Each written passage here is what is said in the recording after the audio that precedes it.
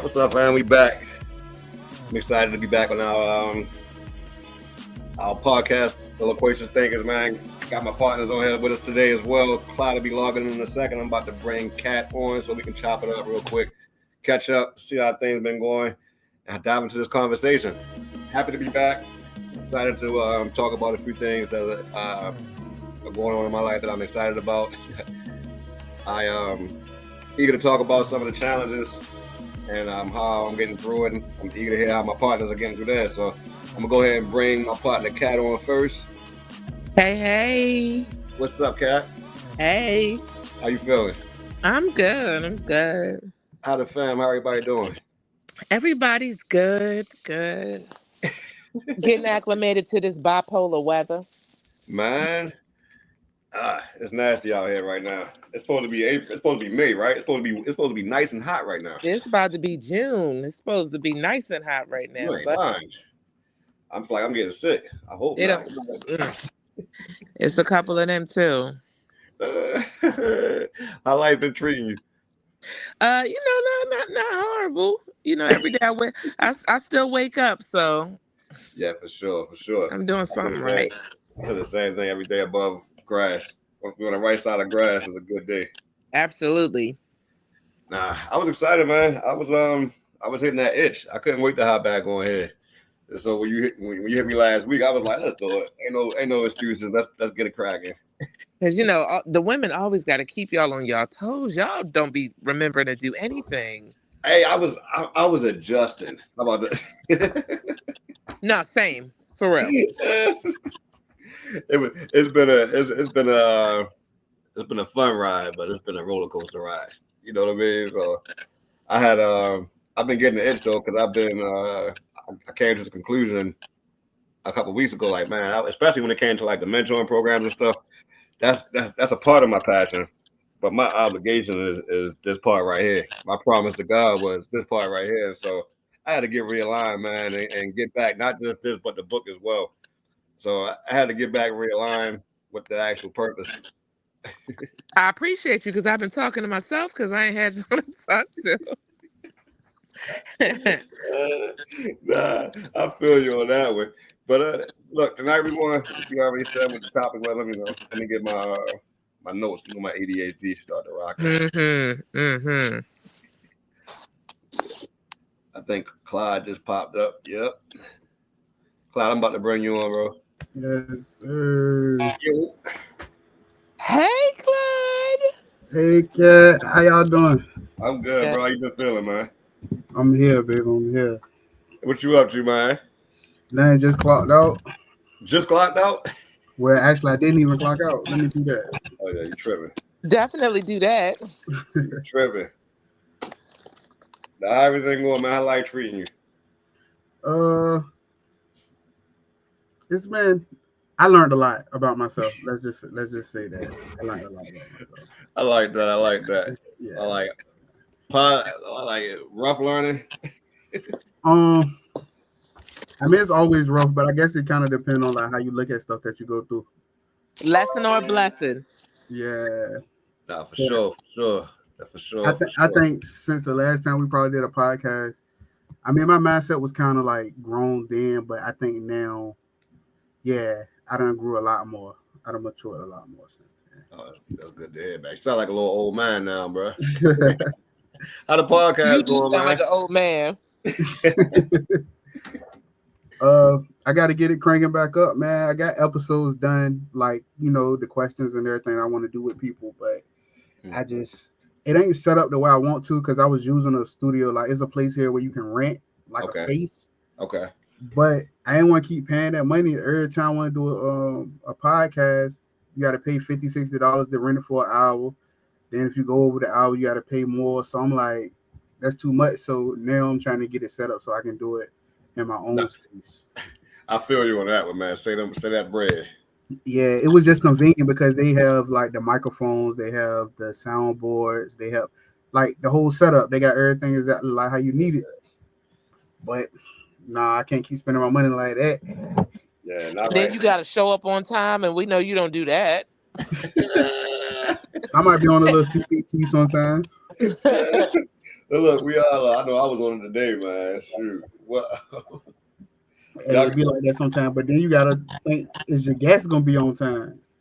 Then, then sometimes the conversation be good, and then you go overtime. So it's just, yeah. Nah, for sure. I was like, hey, what we doing tonight? What we doing? An hour, 45 minutes, 30? Man, whatever we say we do, we never do, so it don't even matter. We always go over. Always, man, always. So look, before we get too far into the conversation, man, we talking about you brought up the topic, Clyde, embracing change. What does it really mean, right? Mm-hmm. And so, okay, I thought you wanted me to explain it. Go ahead. Nah, go for it. No, I don't want to. Go ahead. I mean, we all gonna talk about it. You know what I'm saying? And so, in a space where I think that's the part that I've been adjusting to change. You know what I mean? Like it's been a lot of good changes. You know what I mean? Mm-hmm. It's all been anxiety inducing. It's all required a faith walk. It's all been scary as hell. You know what I mean? And so, and then you're trying to be cool and maintain, throughout it. But I think what does embracing change really mean, man? For me, it's just accepting the promises of life. Is one thing that's going to be constant is change. You know what I mean? And so it's hard staying the same, like that old cliche saying where it's hard staying the same, but it's hard going somewhere else, but it's even hard to stay the same. And so it's like that saying is, when life goes bad, don't go with it. Don't go with it. You know what I mean? The saying is, I ain't worked this hard just to stay the same. That too. Facts. Facts. I'm with you on that one. And I think I don't know. It's when you look at everything that's going on around you, you kind of, man, we live in a stressful environment, man. Everywhere you look, from the news to out your front door to social media, you interacting with people and things like that. You know what I'm saying? On the negative side of things, working, trying to squeeze in your mental health time, trying to get to a place where you can get to a breath and kind of, stay consistent with, for me anyway, with my coping skills and staying ahead of my situation with bipolar disorder. So it's I think in this space, man, my biggest challenge was I was frustrated. I even posted about it. I was frustrated that I didn't catch my last episode, because I was feeling good, right? And so life's still lifing, but the mindset change is a big thing, right? And so I've been able to hold a lot more, and so it's a testament to me working on something I learned as far as like capacity. You know what I'm saying? Like mental capacity. I was following. I've been looking at a therapist. I'll find her name in a second, but she's called the capacity expert, right? And so she talks a lot about a lot of the things that we talk about when it comes to mental health are really just excuses just to stay where you are. You know what I mean?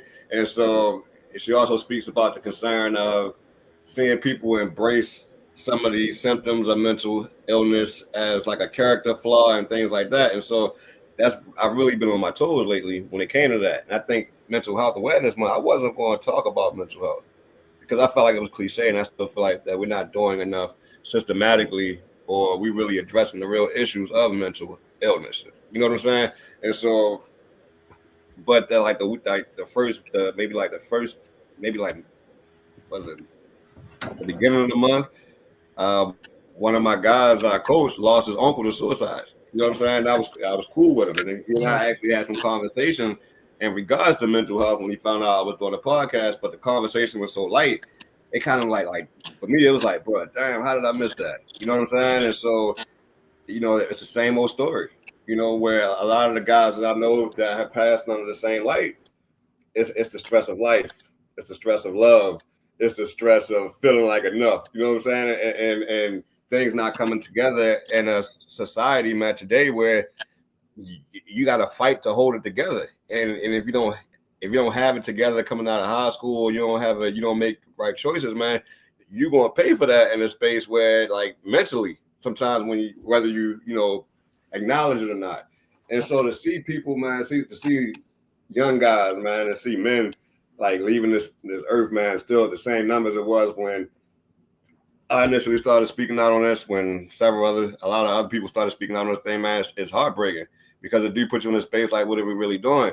And then when you think back about it, like, I've been researching lately, like the physiological aspect of mental illness. There are arguments that, facts and scientific studies that both of them go hand in hand, as far as both go hand in hand as far as nature versus nurture. And so it's when you're having this argument, it's like you wake up. What are you supposed to do in this space and society today? These things that are playing on our core emotions. And so it's not, mental illness isn't always what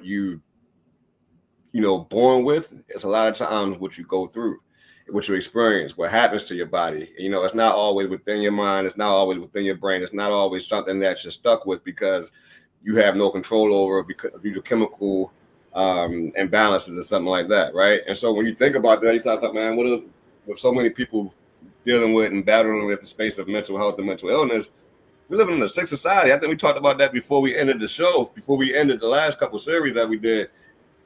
And so how do we talk to people? How do we manage that? Because that's the one main thing, like adjusting to the change of life sometimes. And a lot of times now, more it's go the opposite direction than it does the right direction for a lot of people these days. And so how do people maintain in a space of getting laid off and staying optimistic and holding on to their faith and, being That's just it. That's just it, though. You already said it. Holding on to your faith. That's it. Because you can't say that you're holding on to your faith if you're gonna still wary, because you're not holding on to your faith then. So if you're gonna cling to your faith, that means faith is the substance of all things hoped for, the evidence of things not seen. So that means you have to believe it before you can even see it. So first off, kudos, Devin, while he talks to his child. Mm-hmm. Kudos for man. She knows she's supposed to be down here. I know. Listen, I just sent mine upstairs too. So listen, first of all, kudos, because before you started touching on mental health, you already started touching on coping skills. You know what I'm saying? Yeah. We're gonna just skip society and we're gonna speak culturally real quick. Okay. I think multiple times we've introduced the thoughts of therapy. We've introduced the thoughts of coping, meditation, praying, like Class said, faith. We've introduced those as means to deal with what we have going on. But there are some people that either don't have a means to that, don't have they aren't conditioned to lead themselves straight to faith, or they aren't knowledgeable enough, or they have the resources to go straight to a therapist or deal with coping skills. And then we have to think culturally that in our society, it's getting better because mental health is now becoming a more common thing. Um, the unfortunate part is you have still people with old mentality that are like, don't use mental health as your excuse, or you're not ADHD, you're just bad, or you're not depressed, you're just upset. Like, they just don't understand to the extent that things go. Um, Yeah. One of the things I was trying to say initially, I'm sorry, I got off track, but kudos to seeing therapy, because a funny thing was, even when we have our sessions here, I have to do therapy that Yeah. day because we tap into things that trigger a lot of the things that already invoke my mental health diagnosis, whether it be my anxiety or my depression or my Hmm. PTSD. We tap into in the conversations that we have. We tap into things that trigger, that lead me to discuss, or lead me to touch on, or even lead me to go in the direction to think about things that invoke my mental health issues. Yeah. So, one, therapy is great. Two, it's sometimes very difficult to, when you're in certain environments, to have faith, Yeah. because you see, like you were saying, sometimes mental health is beyond the chemical imbalance, it's the environment. When you live in an environment that's so chaotic, and it doesn't always just have to be violence, Hmm. it's just so chaotic and so loud meaning Yeah. overwhelming, overstimulating, it Yeah. is very difficult to hear or to think about faith when you've got constant noise. And I don't mean literal noise, but I mean constant noise and static in your day-to-day mentality, like in your life, in your head, in your thoughts. It is very difficult to add peace into it. Yeah. I remember one time when I was very overstimulated. And I mean very overstimulated. Like, I had to turn all the lights off.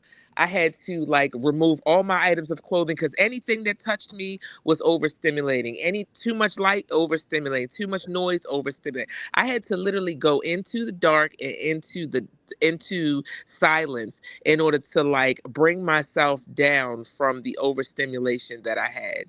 And some people don't have the capability of doing that. On top of me having the diagnosis that I have, there's autism in there, there is ADHD in there. And because of my ADHD and even some of my autism, because of those things, meditating is out of the question for someone like me. I can't Yeah. close my praying sometimes, and this is like, I'm being raw right now. Praying sometimes is very difficult because I close my eyes and clap my hands together to pray, and Hmm. one or two things is going to happen. I'm going to fall asleep. And this has nothing to do with the Lord. I'm going to Hmm. fall asleep, or I'm going to, at that point in time, all the thoughts that I've been blocking out, being distracted with my eyes open and dealing with what's literally in front of me, are now flooding. Yeah. And I don't know what to pay attention to, and Yeah. it is so difficult to talk to whatever your faith, you know what I'm saying, extends to. It's so difficult to talk to that higher being or that higher purpose when you are dealing with all these things right now that probably don't even have to be dealt with right now. I'm Yeah. thinking about stuff today that ain't going to happen until my 11-year-old turns 18. Like, why? How did I get here? And and I'm not just thinking about them as an afterthought. I'm thinking about them stressing over them. You Yeah. know what I'm Hmm. saying? I'm thinking about things that don't have nothing to do with me, stressing over them. My grandmother had Alzheimer. So I'm like, shit, what's hereditary? What's not? Now I'm going down a rabbit hole I of swear. Google and Never, and WebMD, never, um, never. of Don't ever do trying to that. figure out, if it skipped my mom, can it get me? Like, it's I so feel you on many that though. things. That's It's facts so though. many. It's so many things. So it's so difficult to cope with certain things, and then we're going to add changes on top of it, because on top of all the things that I'm already unnecessarily thinking about, I am one of those people. So I work for the federal government, and we all know that since the current, leadership has come in, there has been an uptick in unemployment in the federal government. Mhm. And so from January, when he started his basically his letting people go, until 2 weeks ago when I got my permanency change of status letter, meaning I had ended my 2 years of probationary period because my branch of the federal government, it's not 90 days, it's 2 years. So I was a probationary period in a probationary period for 3 months, every day afraid of losing my livelihood. Yeah. And that in itself can put you in a place that you don't want to be in, when you have people dependent on you, when you don't want to let yourself down, let alone let your family down, when you don't want to go and depend on someone else for things that you've been able to do yourself. It's so many things that we just take for granted Yeah. and overlook, and have a hard time trying to deal with change, and we don't know, have the resources or know where to start or how to get there. Yeah, I think that you hit on some valid points, right? And one of the other ones is like number what we were talking about as far as like we live in a overstimulated society altogether. You know what I mean? And I remember reading something on images, and a lot of the things that we think and a lot of things that we feel aren't even our initial thoughts and feelings. That we've been programmed to kind of want these things and to kind of go in these directions where a lot of things aren't even for us. You know what I mean? And so when you think about how what that looks like, and a lot of things that what you were talking about, it plays off of fear. You know what I mean? And so fear puts you in a space of survival mode. And so it doesn't matter at what level of survival mode it is at each phase of your life. If you are in a space of operating in survival mode, man, you can't. It's hard for you to think ahead. It's hard positively. It's hard for you to get into a space of even understanding that you can grab momentum again. You know what I mean? And so, and what does momentum look like moving forward? And so, I don't know, man. It's a Don't like I so I'm gonna just use me for example, right? Like I'm diagnosed severe anxiety, severe depression. mm, So at times it becomes very overwhelming. I become overstimulated, shortness of breath, can't yeah, focus, like everything. But like literally, when I say the last 3 years of my life have been like absolutely hard as far as trying to manage my anxiety, mm, because when my anxiety kick in, I shut down. I don't want to be bothered with nobody. Like I will literally stay locked to myself. I had to literally get to a point where first learning my triggers, then once I once I learned my triggers, now I have to learn what works for me and what doesn't work for me. So when I'm triggered, I have to tell myself it's not it first off, I focus on what I can change and what I can't change. For one, that's anxiety. For one, it'll have you one thought turn into another thought, turn into another thought, and then next thing you know, you done snowballed into something completely irrelevant to what's going on right yeah, now. yeah, So I tell myself when I catch it, is this gonna affect my life right now? mm, If what I'm thinking about is making me anxious and it's not gonna affect my life right this minute, then I automatically push that back. You feel me? mm, And learning to make that habit first mm, over giving in to the fear, that's hard. yeah, yeah, yeah, That's extremely hard. But I had watched this one video one time, and this guy was like, "It's hard to face it, and it's hard to run away. Which one you gonna pick?" it's and So I picked, and that's I picked the real. hard. I said I made a decision for me that I'm gonna pick the hard that gives me a peace of mind moving forward. So I stay in the moment. I try to stay in the moment and not get too caught up in, oh, what this gonna happen. But we human, so we gonna We have them human. thoughts. There's nothing you can do about, oh my god, like what I'm gonna do. I missed a day of work. My check gonna be short. Like you just focus on what you can change, Yeah, and what you can't, just try to like let it go. And it's and hard to do sometimes because you talk about people livelihoods and yeah, them paying their bills and stuff that they got to do.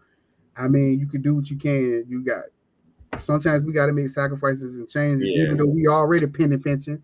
We might yeah, got to pinch a little bit more, but at the end of the day, you, me, and everybody else, we've overcame every obstacle we were ever faced with in life yeah, yeah, yeah, yeah. because we wouldn't be where we are if that obstacle, those things that we was thinking about 5 years ago, we're not thinking about them things no more because we don't overcame it. But what you touching on too is 100% correct, right? But I think in a sense of, because I'm just thinking back from where I am, like I don't battle my anxiety anymore the way that I did, and life's still lifing, right? And I think the biggest time that I really felt my anxiety kind of try to get away from me was when my daughter got into the accident a couple of weeks ago. You know what I mean? But I think that the biggest challenge for me was cat phasing what she is, and with her anxiety is that okay, you can't sit down enough and sit still and quiet your mind and your thoughts enough to kind of understand which direction to even think in, right? Let alone talk to somebody and what to talk about and moving in these spaces.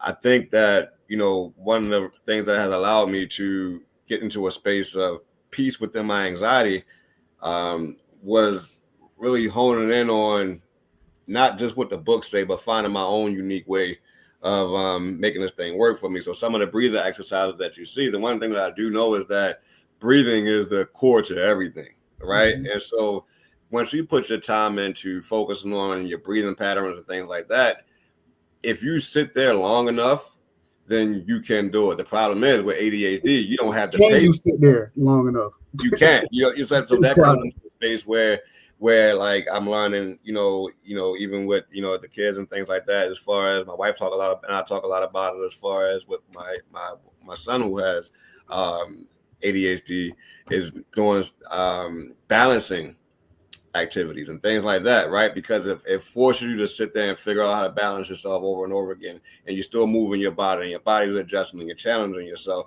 And so you got multiple things going on at one time, but ultimately your goal is to get to a space of balance, right? And so just reconditioning our brain, because we talked about it a while ago, where ADHD, autism, and what's the name, bro? The overall name.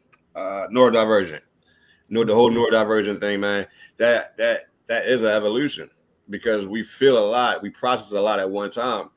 The problem is that when we're looking at millions of images, or we've seen trillions of images maybe in our lifetime, that our brain wasn't made to process as many images as we see. We were made to use our imagination. We were made to think forward. We were made to see things. So when you have these things being presented in front of you, you got to think how powerful that is, especially when you have the Pentagon behind movie production.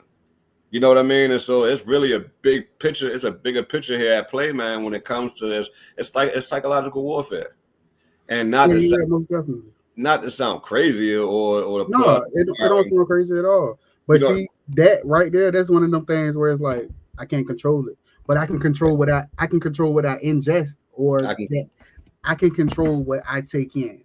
Like if I see something, I can say, you know what, this ain't for me, and turn away from it. Like the news, I don't watch the news because I know it invokes a spirit of fear inside of me. So I don't watch it at all. Like I don't see no point in watching the news. Yeah. Like if I need to find out something, I know how to research it, look it up myself. I mean, certain stuff you can't avoid because you can see it on your timeline. You gonna see stuff like sad stuff that happened in the world. You're gonna see it. But when I see stuff like that, I might send a prayer for somebody or whatever, and I keep it moving because I know that those kind of negative energies, those kind of negative thoughts will attach themselves to me. And the type of person that I am, it could be my detriment. Like, so I have to stop myself. Like certain things, I don't even allow it the time or space in my life. Yeah. Period. Yeah. Like, and it's hard to do sometimes. And I'm talking about even down to family, friends, whoever. I mean, when I think about that environment, that chaotic environment that Kay was talking about, so, I separate myself from that. Like, if my environment is too chaotic, I don't go around it. I take myself out. That's the part where we strengthen anxiety, right? Mm-hmm. And so, and while you were talking, it hit me that it ain't just, you don't just do this thing free-handed. You know what I'm saying?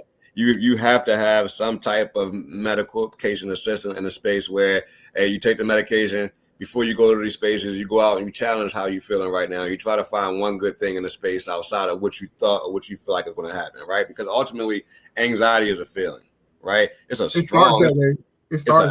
It starts that way before it gets symptomatic. But the one thing that I've learned from my personal experience is that if we catch it before it starts to get symptomatic, if we catch it long when we feel it, because when anxiety comes on, sometimes when you have these major anxiety attacks, you feel them creeping up out of the middle of your stomach, out of the top of your head. It's subtle. It's real subtle.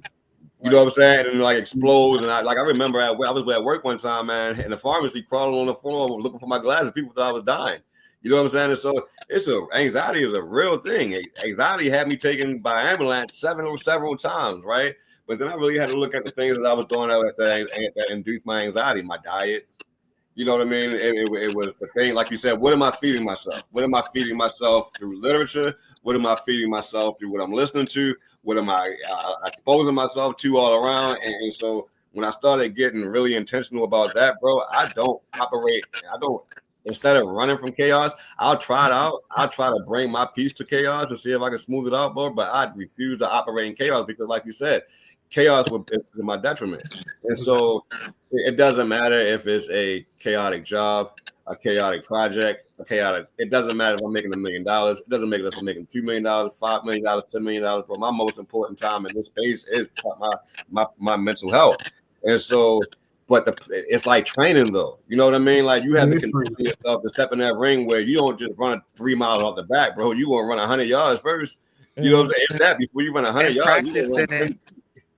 You know what I'm saying? So you got to build it up. Like you gotta literally, build endurance. It takes 28 days to break an old habit and form a new one. Right. Exactly. 28 days. That's a whole month. Well, that's what I was going to say to you, Clyde. You know, you said I don't place myself in those environments. So if you constantly avoid the environment, how do you ever treat the issue? Because if you're I'm not avoiding it. So for example, my friends like the club. That's not my vibe. Yeah. So when they want to go clubbing, I don't go. For one, I feel like I outgrew it. And the club actually does make me anxious. But it's not being around the people. It's just that I've learned that environment just not for me because I don't have no problem being around the same amount of people. But if we over here doing something else, I'm good. So that's what I mean by taking myself out of the environments that are chaotic for me. So here's an example. Okay. That you have a choice to make every single day, right, whether you want to be somewhere or not. But say your mom was having a party in the club.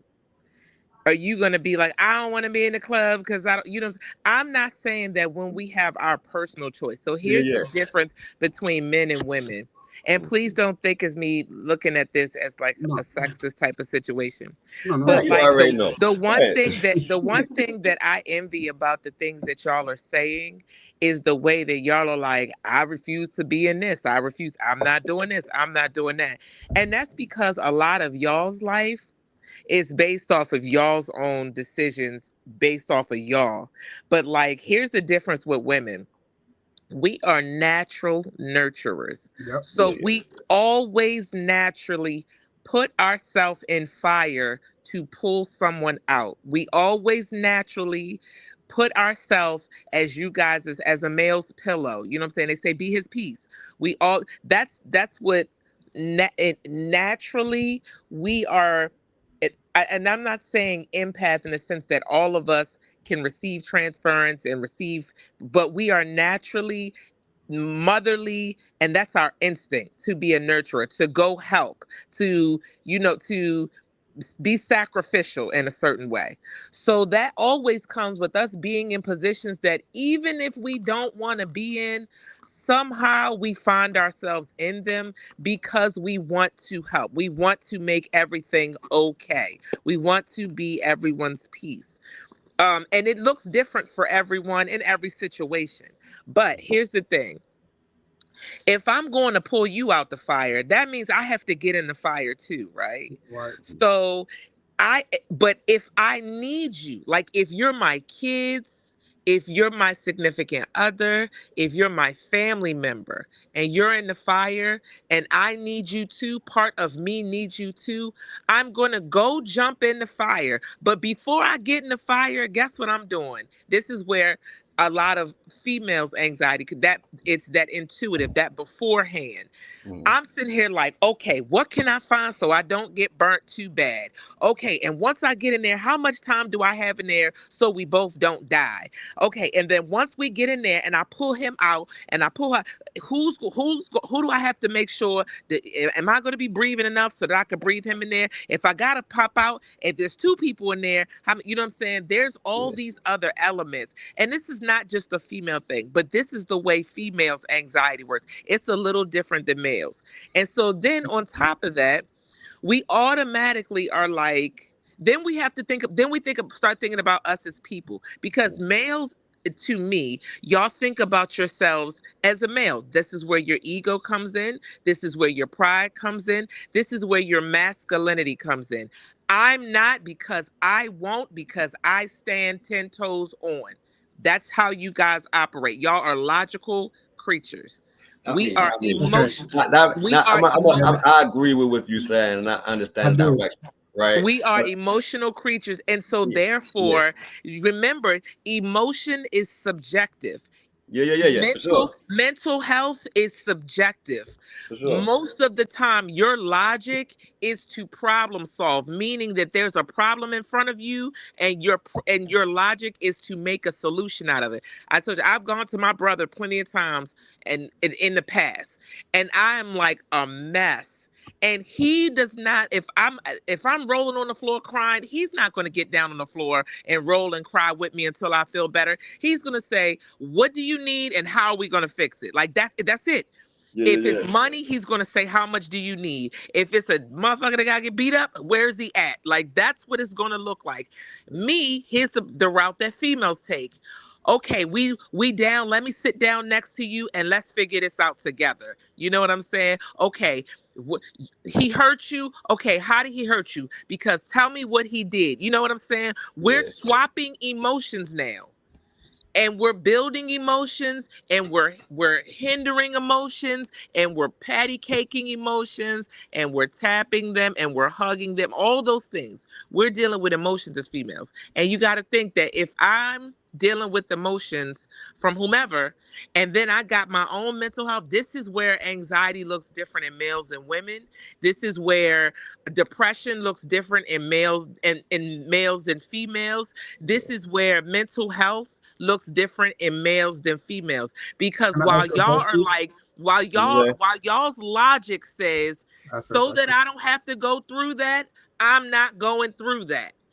I Ours feel you. says, ours says, so that we don't have to keep dealing with this, let's figure out a way to unpack this right now, face this, go through the All right. Let me ask you a that question. way. So now we put all Like of the my brunt internet. on us. We put all the brunt on us, and now we're overstimulated. Like all those things I said, overstimulated, overworked out. I might go home and be sitting there thinking like, shit, how can I help on that Yeah, situation I thought we already tried to help on? Y'all, this is the difference between males and females. This is why they say females are catty. Dudes, y'all get in a fight. Let me tell y'all something. I used to work with little boys. They get in an argument, they gonna scrap, and they playing basketball with each other 20 minutes later. Females, I don't like you forever. yeah, I used to that person that you're describing, that used to be me. I Like agree. always, because I don't know, I might just be an anomaly. Me and Devin probably anomalies for real. Because I'm emotional.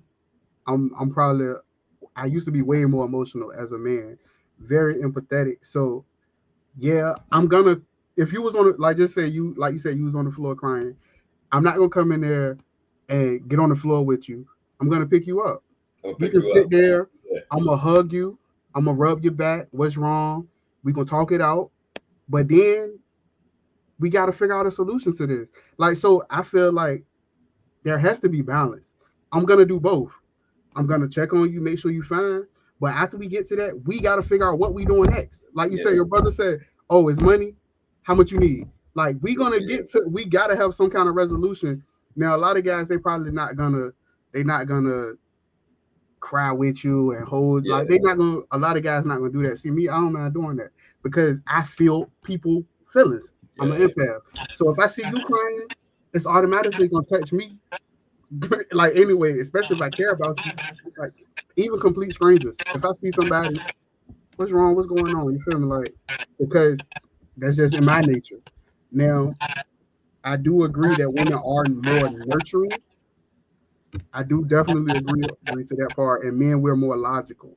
But my question I was gonna ask you was after you said a female will come in there and lay on the floor with you, well, what are y'all gonna do after y'all talk?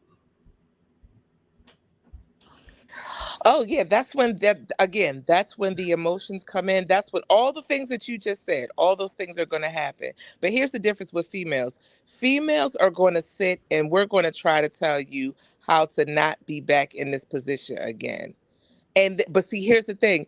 It's only as good as the because we're emotional creatures, it's Yeah. only as good as what we're going to actually do. See, y'all do the work, we discuss the work. Right.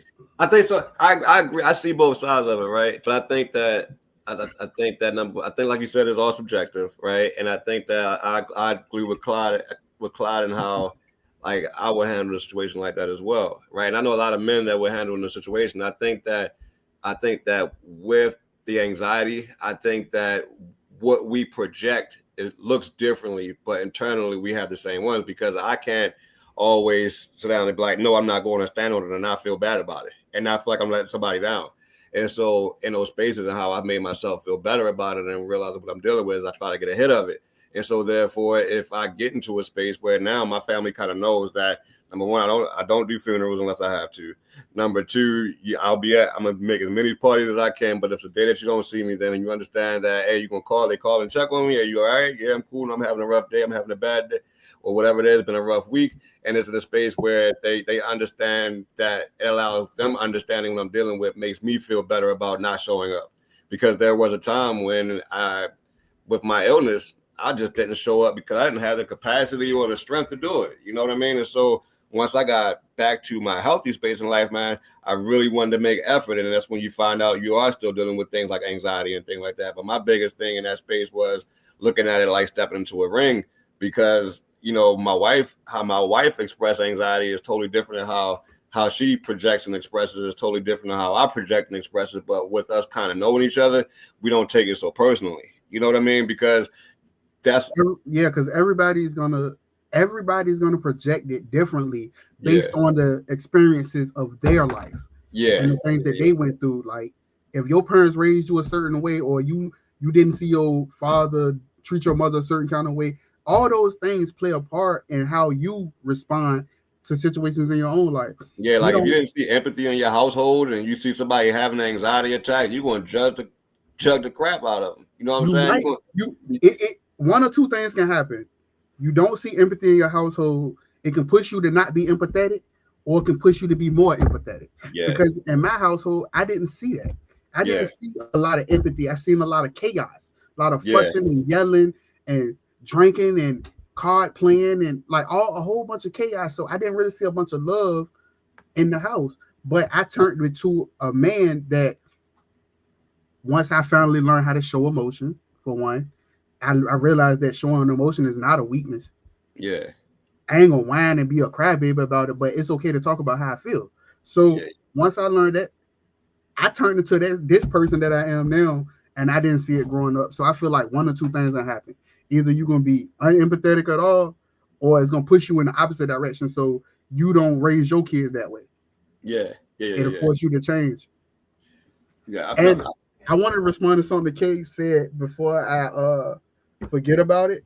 It was about the jumping in the fire, right? Now, I agree as far as what you said about women and men, and I'm probably kind of more so that way now as far as like jumping in the fire. Now, me, I would do anything for anybody.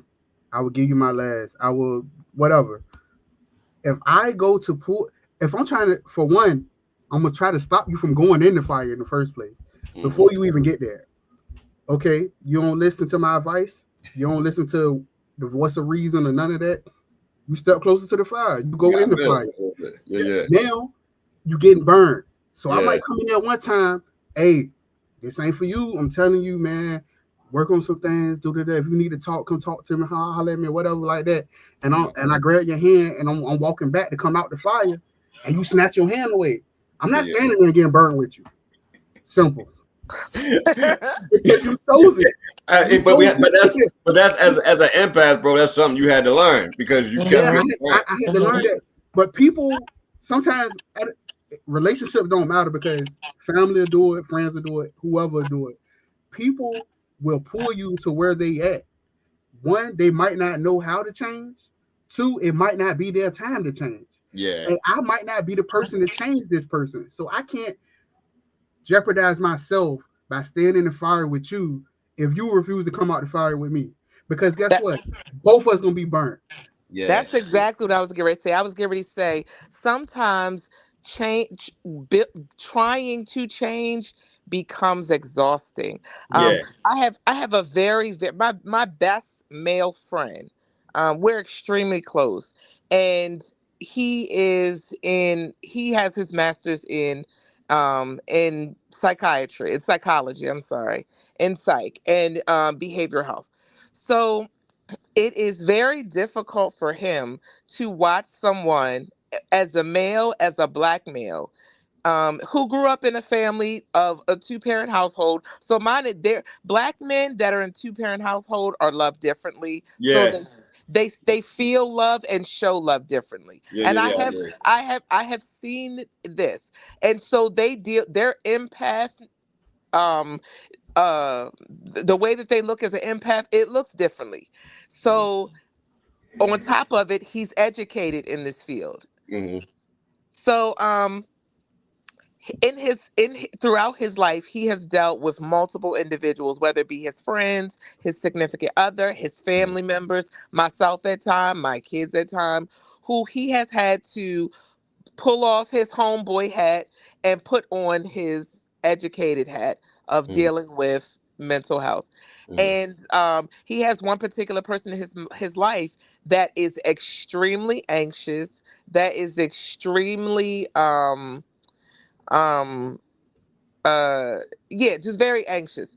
And so dealing with this person's anxiety, it's a lot of times where he'll call me and be like, this this happened again, yep, this happened again. And then I'm like, dog, you sound so drained, because there's a difference between being tired and being drained. Like, he's not so tired of it that he would abandon this individual, but he it drains him because it's almost redundant. Like, here we go again with the same thing that I already talked you off the ledge with before. And so it does become that way when you love someone. It does, or like someone, or just be like you said, just being an empath. It does become very draining to Yeah. That's get scary. someone to get someone to change that you yourself are not willing to let go of. You Yeah. know what I'm saying? Yeah. Like, you don't want to let them go, whether because you're afraid they're going to jump off the ledge, or whether or you're afraid that they're going to lose their potential because you see the potential in them. And so it gets very draining when you're dealing with someone who, and it may not even be that they're not ready to change, they're just unable to complete the change. Yeah. Maybe this time it took them 10 minutes for their anxiety, and then next time it'll Yeah. take them 7 minutes. But Yeah. it took them 3 years to get from 10 minutes to 7 minutes. That's You it know what right I'm there. saying? Yeah. Yeah. So it becomes very draining. It is a lot. And as much as it is on their support, it's even more draining on them. Yeah. So No, that bring me. in multiple ways, because you're like, oh my goodness, I know I'm too much for that. I know I'm getting on their nerves, or I know that you know what I'm saying? And then Yeah. Yeah. you yourself, you're like, why haven't I gotten past this part? Why? And you know what I'm saying? Then you start bringing into other things, you start tapping into other things that aren't healthy for you. You start loathing yourself, you start disliking yourself, things like that. And now that your support has to deal with that also. So Yeah. a lot of times, Devin, when you said, yeah, I avoid parties sometimes, and I know the people that care, because they call me like, oh, we ain't see you, you good, because they know that that's one of my triggers. That's one of the Yeah. spaces that I don't have the capacity for. Here's the thing. It's the difference between them saying, "Hey, Dad, we noticed you wasn't there. You good?" And you like, "Yeah, I'm just in for I'm just in for the night. All right, bro. I'll see you later." And they get back to partying. And the person that's like, "Hey, Dad," they're knocking at the door. Boom, boom, boom. Hey, bro, I noticed you wasn't there. I know that this is a space for you that sometimes you don't function well in, but I wanted to check up on you. You good? Yeah, this wasn't the space for me tonight. All right, well, now we here together. I'll kick it with you here. It's two Yeah. different people. It's two Yeah. different people. But at the That same time person with that that, with showed the, up with at the that anxiety side person of it that too, that you really person don't. that showed up at your door is Mhm. now in the fire with you. That person that Yeah. called you from the party, they did like Clyde said. They walked you to the fire, Yeah. but they Exactly. didn't get in with you. And Exactly. And they But that's might what see, have I that's let you. prefer. They might have I let you prefer feel the that. heat because they at the party. They still at the party. Like, hey, you don't want to be here?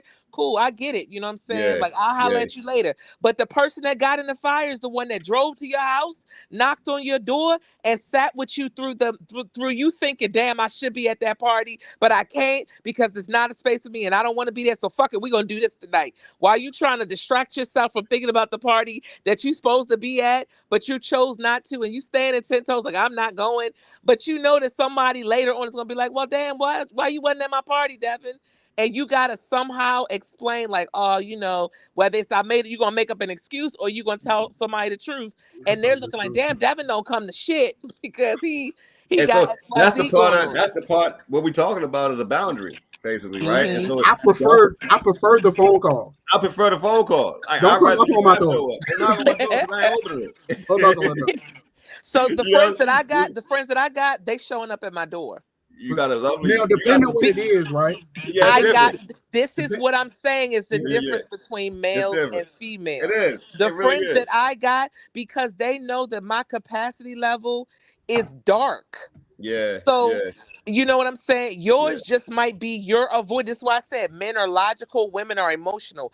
I'm not just looking that logically, I'm just not going. Me as a female, I'm like, damn, they probably wondering why I'm not there. I got all these other things cycling through my head because I chose not to show up. Sometimes Yeah. the Yeah. boundaries, sometimes the boundaries cause anxiety in They us. do a lot of times. And then if you said they call and wondering why you ain't there, and me, I don't care why they don't know I why I don't. ain't You know what I'm saying? I mean, but it's what you're saying is funny, right? And so I'm gonna take it in the direction of what back to what the initial question was how do you embrace change and what does embracing change really mean, right? And then my question off of that is how do you help somebody because it's difficult to articulate because it's subjective, right? Like how do you help somebody get to a place where understanding that that's the part you have to embrace to start to really see the change. You know what I'm saying? As far as like, you got to get to a point of, because I'm going back to where I was with my anxiety, bro. I had severe social anxiety at one point in my life where I couldn't get out anywhere. So it took me to make the decision like, bro, all right, am I living or I'm just existing? Am I really at this point now, like, I'm here? You know what I Been mean? Like, you know what I'm saying? Like, I'm here now. I look, I thought I was gonna go a long time ago. I ain't got nowhere else to go, so I don't want to keep living in this space. It got to be something different. And so, getting into the space of looking at and challenging my fight or flight. You know what I'm saying? There was a lot of spaces in where I wanted to fight, but there are a lot of spaces where I had to sit down and stand down in space and saying that it's just logical. Okay, if it's logical, what's the consequence of having that in these spaces? And okay, I can't then recognize, okay, this is a trigger.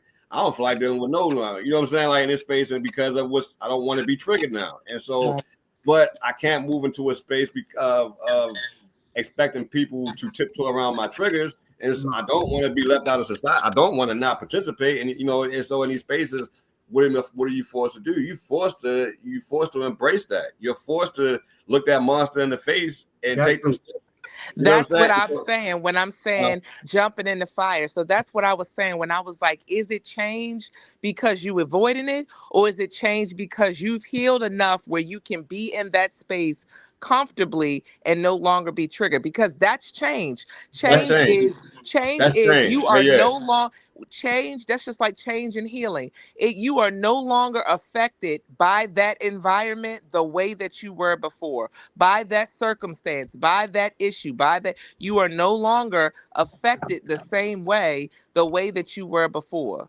I think So I what should have would used a you? different. I think I should have used a different example too, because like I think me not going to like the club and stuff like that, it's Mhm. not because I'm avoiding it.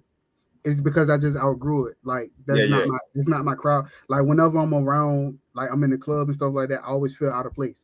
Like because like people just drinking their life away, yeah, partying, like, and I feel like my mind, the stuff that I want to achieve, the stuff that I want to talk about and accomplish and help other people across the world is like I ain't doing it in here. Like, yeah. so it kind of makes me feel like I'm out of place. And for one, I started partying at a young age.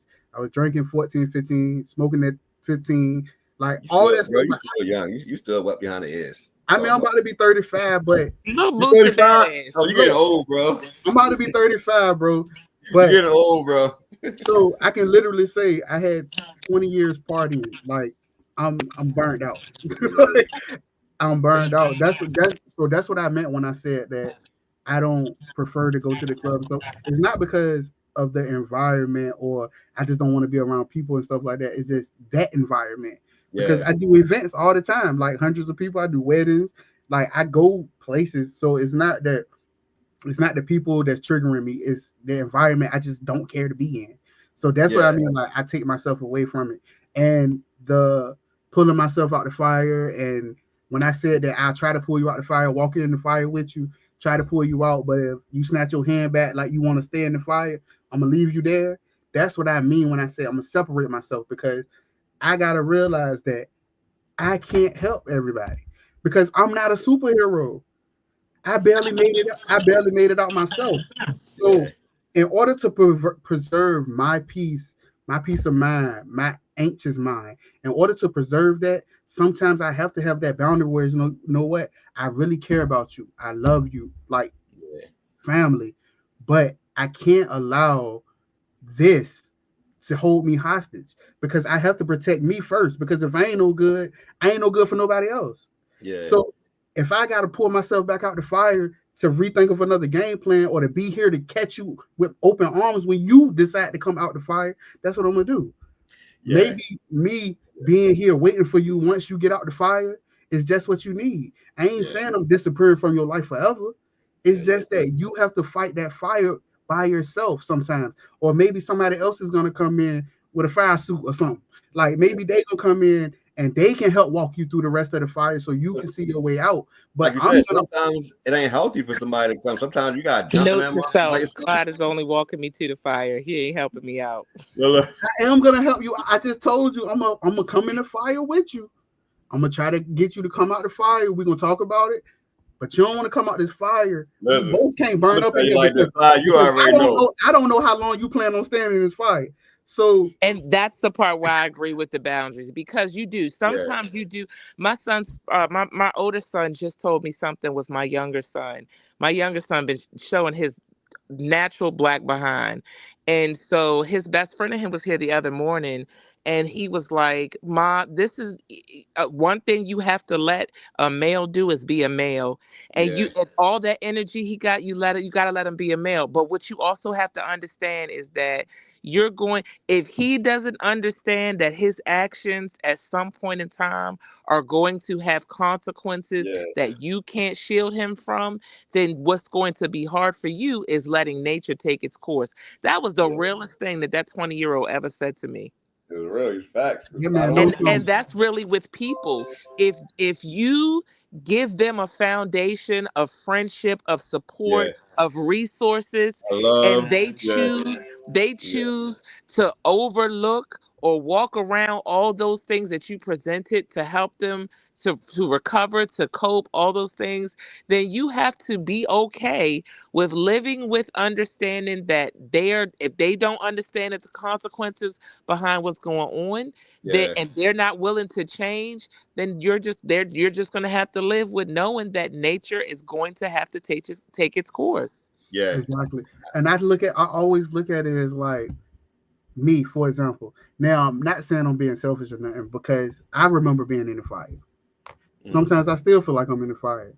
And I had people that try to pull me out the fire, and what I do, I snatch my hand away from them.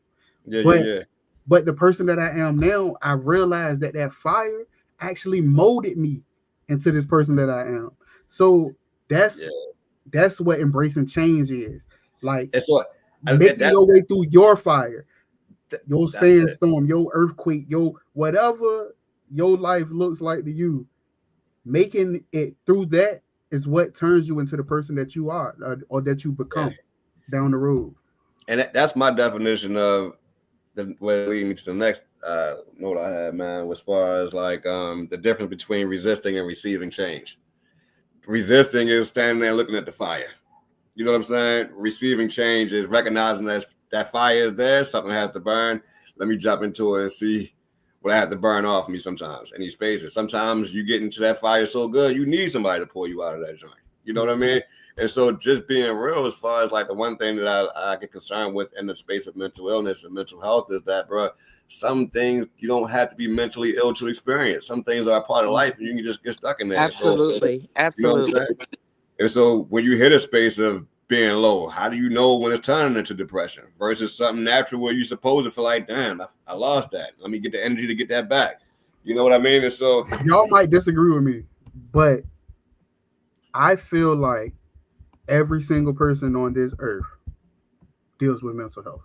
oh no, I agree. Oh, At some capacity. absolutely.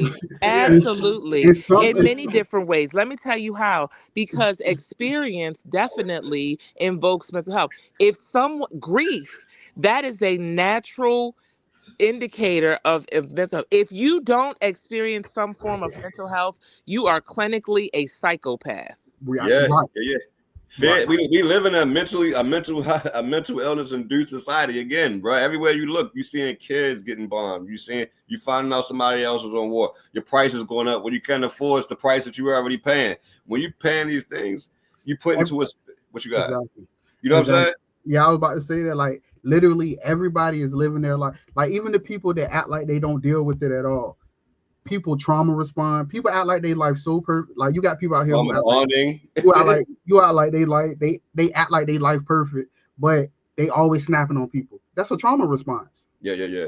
You have something going on Or in your they're life, doing nothing. or Trauma they doing responses nothing. are also when you absolutely do nothing. But That's this is where religion gets gets tricky, and because there are people that when you look at them, their whole life is caving in front of them and they're like, God got me, God got me.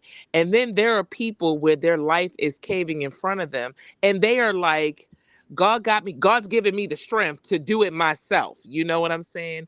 Mm.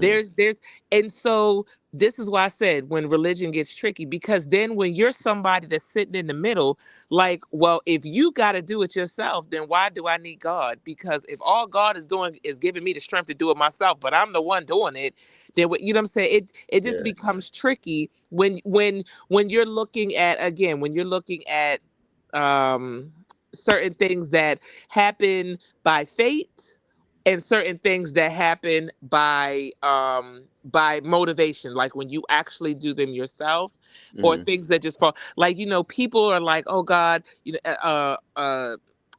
tragedies happen and we have things like FEMA and stuff like that for when tragedies strike, right? They're Mm. supposed to come in and be and give supports, things Mm. like that. Mm. And so when that happens, that's one of those things where you're like, okay, well, I can almost kind of depend on something from them. Same thing with like things like government assistance. Like, that this circumstance warrants you to receive government assistance if you go apply for it. But then you have people that's on the fence where like they don't make enough. I mean, where they make too much, but they don't make enough to get by. They make too much for assistance, but they don't make enough to get by. And so this is where you're that person in the middle looking at things like, all right, well, Do I go make it happen for myself? Like, am I Got scamming? to. Am I cheating the system? Or am I gonna go do XYZ? Like, you have all these factors into it where it's like, am I doing this or is my faith doing this? And so sometimes when I know when Cloud was talking about, that's what you gotta do. You have to believe in it. You have to believe in it. And But you got to listen, do the work too. I was You getting got to ready be to say, worried. you all you said in the beginning was you have to believe. So this is where I people are ain't get looking to at that things. point.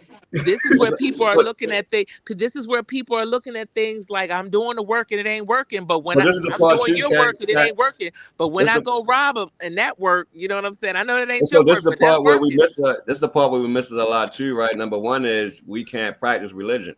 You know what I'm saying? And because when we practice religion, we practicing what the people are doing in the group, and what groups are doing isn't always right. And so that's where having your own individual relationship with God comes into play. The other side of that is when you're actually dealing with a space with ADHD, when you're dealing with for my situation, bipolar disorder, you don't have the patience to operate in faith.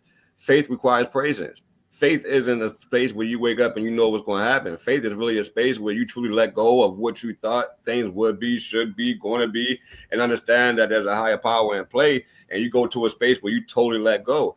I was in that middle of that space at one point in my life, and so I was in that middle of the place. For me, not speaking to nobody else, because we all have we all have different things going on and different routes in life. But when I was in that space, I felt ignored by God. I felt like I was doing everything wrong. I felt like that the position that I was in was punishment and the wrath of God for something that I've done historically, right? But then the thing that I had to figure out was all God was asking me to do was to let go. And what is let go looking like for me?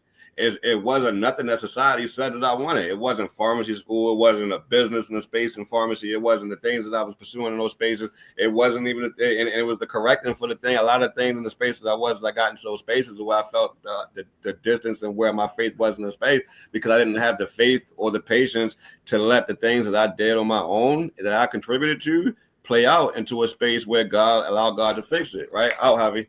Out. And so in these spaces, that's the hardest part about this dealing with mental health and religion, is because number one, it requires a different type of patience. It requires a different type of trust. And when you're operating in survival mode, man, you don't even trust yourself. And so how can you sit there and let somebody tell you like, hey, bro, God got you? The only way you know God got you is when you put yourself into a space where God come down there and touch you and tell you, and you begging for him and get I you. was getting ready to say, You know what I'm when saying? especially when you have things like neurodivergency, like it is very easy for a neurotypical person to see color as Yeah, opposed to a neurodivergent who sees black or white, not black yeah, and white, yeah, black black or or white. white. Oh, There's Yeah, no gray areas. So there's I no remember gray my son told me one time, he said, Mommy, if God's real, why I can't see him? What because explanation, what scientific because that's what he sees facts. He doesn't see at the time, I'm sorry, at the time he was a yeah. child, he was a young child. Yeah, You know what I'm saying? So it's very difficult and this is where again you have to go back to the individual. And then when you have a bunch of individual living amongst the masses, there's a whole lot of individuality. So everything looks different. No two people do the same absolutely. thing exactly the same every day. So Exactly. you have all these variations of whatever it may be. Mind, we just sat and gave multiple variations about Mhm. jumping in fire. There's Yeah. somebody that's going to come up and hear this conversation and be like, y'all stupid, fire is hot. What are we talking about? Fire? Like, why Yeah, are we yeah, yeah, even yeah. near Fact, fire? fact. Like, why is that an option? You know what I'm saying? There is Uh-huh. someone who's going to think, whose box and that they're thinking outside of looks completely different. So I think, and in total, that embracing change, it literally is individually within you. It's It in is, you. It's in you. it But is Kat, the most whatever. important part about that is that it's in you, but you have to understand you and know you to get to a space to figure any of that stuff out. And a lot of us and who we are the things that we running away from that we don't want to accept as who we truly are. You know what I'm saying? It goes. and until you decide to stop running and face yourself, you will never learn. You'll never learn. You will And never so learn. what's in these spaces that we talked about, what's a tool that y'all use to kind of navigate these spaces when y'all get into these, like what's your go-to tool or tools To get through what? to get to a space of either on the other side of that, or the other side of that fire, or when you find yourself in the middle sometimes when it comes to God, like what's your tool of getting grounded? What's your tool of finding your ground again? So for me, like I said, like Kat was just saying, like it's a little different for all of us. Well, Kat coming back in, I Okay. guess. Kat coming back in. Did she come back in? I think she gonna come back in because that happened a while ago where she went Oh, out. yeah. She came back in, but I feel like I want to wait for her so then she can put her little insight to it. But I feel like for me, what works for me is meditation, journaling, Yeah. and walking. I do a trail. I do this trail. I've been doing it ever since we met. Like I've been doing this trail, and Okay. I think we discussed it one time. Like I got to a point where it was like I was doing the trail. It was helping me with my mental. Like when I do my videos and stuff, Mm-hmm. like my little motivational videos, Mm-hmm. that helps me like to clear my mind. Okay. That gives me a clear mind to start my day. So that helps me. But also I get comfortable. I was getting comfortable. I would do it for a little while. I would feel okay, and I would stop doing it. And then Okay. anxiety would rush back in. And then I had to fight my way back to get to the trail because now it's like I don't even know how to get back to that. I don't know how to get back to my peace. Yeah. So now I've picked up and fell down so many times that I realized that a part of my mental health Is is that going to trail? that trail. So I Yeah. have to stay diligent with that if I want my mental health to stay the way it is and to continue to get better. I can't let up on that because your mind is never going to take a break. Yeah. Your mind is going to always work. Like so, I have to stay diligent with the stuff that I do. Journaling. That's another thing. Yeah. Meditation. Like sometimes walking and listening to meditations while I'm walking, or just sitting in laying in the bed in the dark and got some rain playing on the YouTube or whatever. Those things are important for me when I see myself in the fire. Yeah. And it gives me time to clear my mind because I'm not the person that I I used to always have to be around people because I didn't like being by myself. Yeah. Yeah. I feel you on that. Because I grew up feeling lonely. I Yeah. grew Yeah. up feeling alone because I told y'all my household was chaotic. So Yeah. as a child, when you seeing your parents fussing and arguing, or they fussing and your daddy leave or your mama leave, and it's just a whole bunch of you feel alone. Yeah. So I had to get to a point where I was comfortable with being alone. And Yeah. once Yeah. I and once I got comfortable being alone, then I was able to tackle some of the other things like the anxiety when I'm by myself. Like I would literally leave out the house if I was by myself and my anxiety picked up. I would have to leave and hit people up, even people I ain't want to hang with. Like, hey boy, what you doing? I gotta pull up. You feel me? Like Yeah. that's not healthy because I was forcing myself in environments where probably want the best for me in the state of mind that I was in. So I said that to say that meditation, trail, journaling are my three go tos, and just talking to Yeah. people. Yeah. Yeah. Yeah. I'm with you on that one. I'm kind of having the same struggle in that space because I moved like maybe like 35 and 40 minutes away from where I used to be, and my trail I used to walk, and so I'm feeling the good thing about it is I'm out here and there's some mountains, and Okay. so and it's beautiful out here. So it's I gotta get out there and get back to it. The other thing I was doing, man, was working out. Working out, bro. Working out makes me feel the best that I do in life and all around. Because health is wealth. Health as And, well. and if you work out like that, releases I think it's endorphins or They something. call it, look, they call it endorphins, but they call that hope molecules now. I say something crazy like, But no, what? that when you work out and you do stuff like that that makes you feel good, it Oh, boosts your confidence, it boosts your yeah, self-esteem, it boosts your mood. So that's good. That's why those things help us. Because when I go to the trail and I do the whole trail that 3 miles and I yeah, finish, it's like, whoo, yeah, I'm proud of myself because I finished the trail another day. I'm about to have a great day today. yeah. Now, granted, something might happen where my day might not be as great or good or something like you feel me.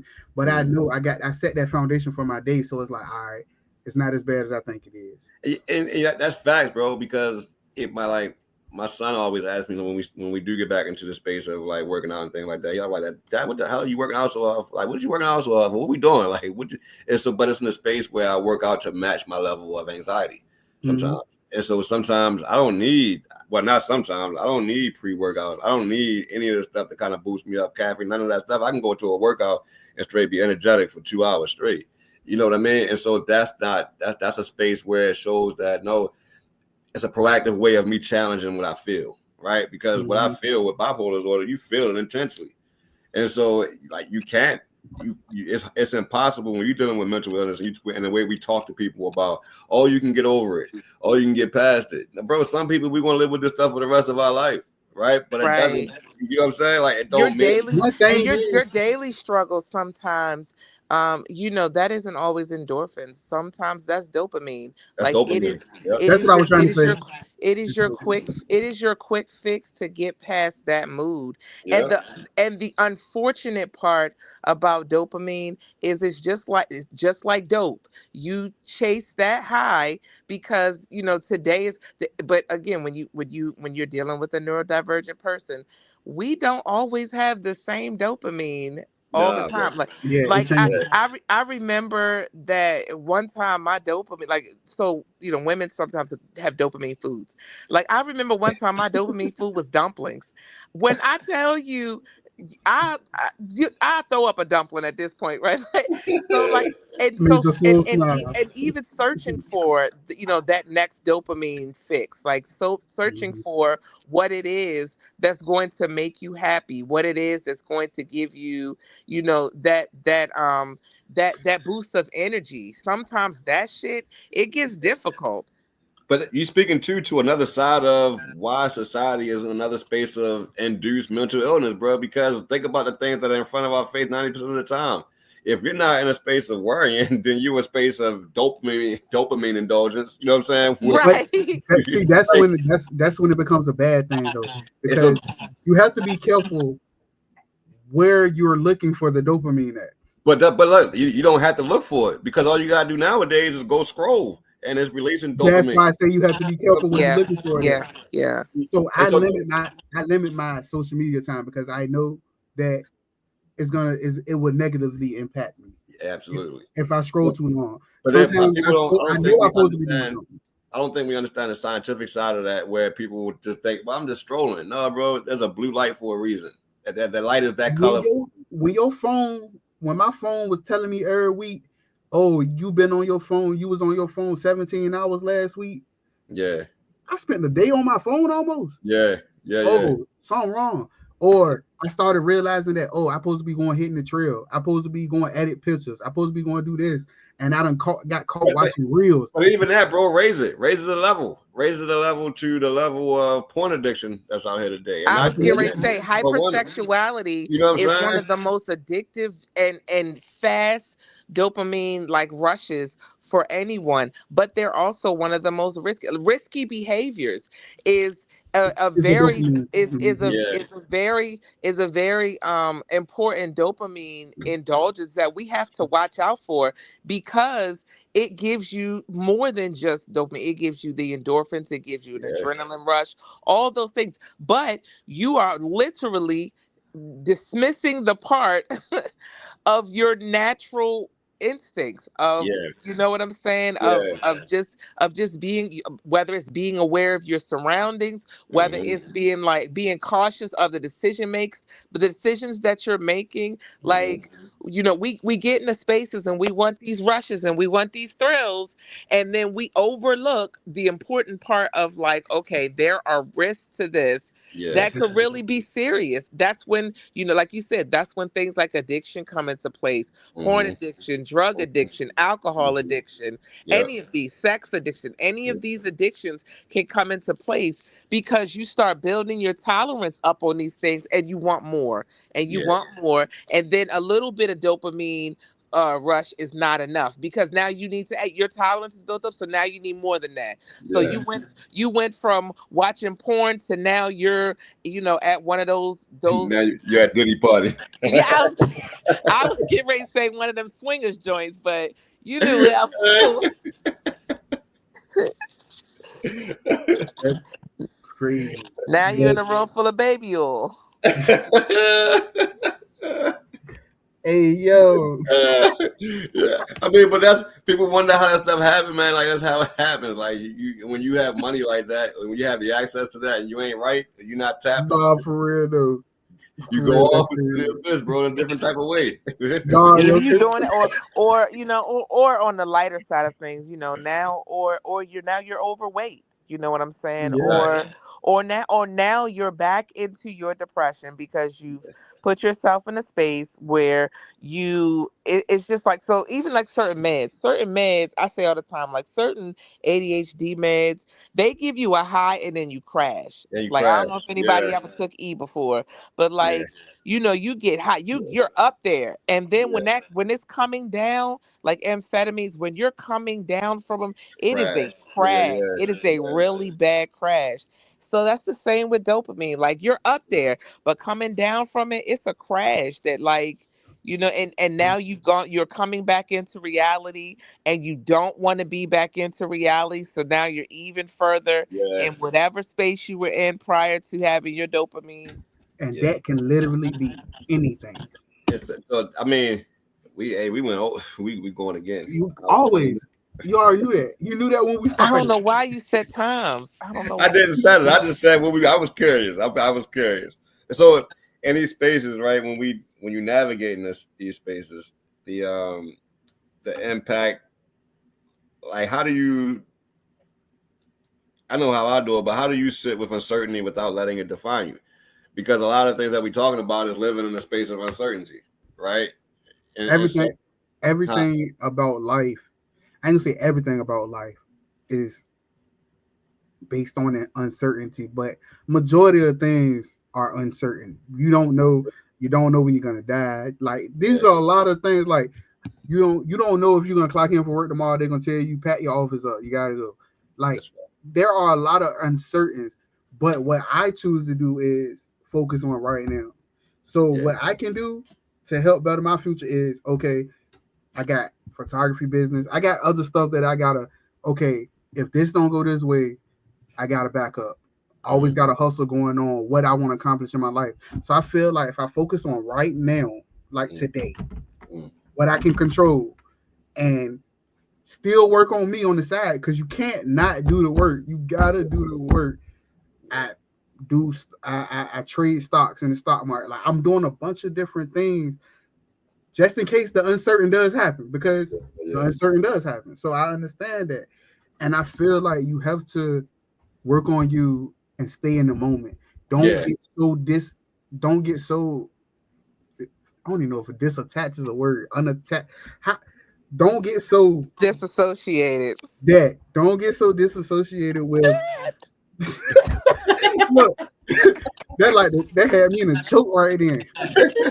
Like don't be so disassociated that you lose right now. yeah, yeah, Because that like we always talk about anxiety, like what anxiety does. Literally, perfect example. My dad died from cancer, but he had an aneurysm, right? mm, My granddaddy died from an aneurysm. I had a headache, anxiety. I yeah, start, I start pressing on my head like this. yeah, yeah, For 3 days, yeah. I felt the pain in the back of my head From from anxiety. anxiety Yeah, yeah, yeah, yeah.